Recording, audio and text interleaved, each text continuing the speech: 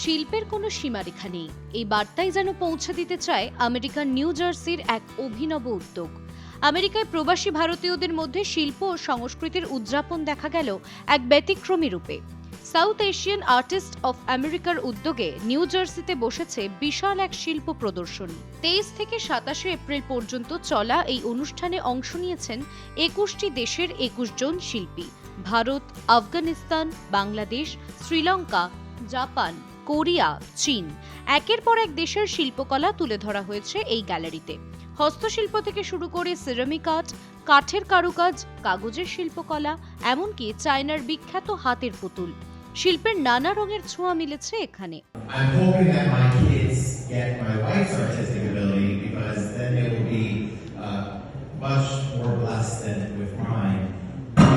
As somebody who is not able to do this, I really am just absolutely amazed at the talent, because to me it's such a foreign concept to be able to do what's displayed all around this room.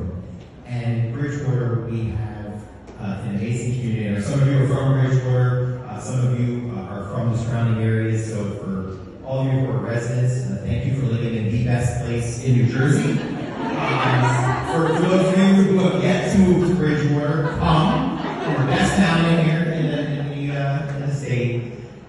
But we're so honored to be able to host events like this at the mall.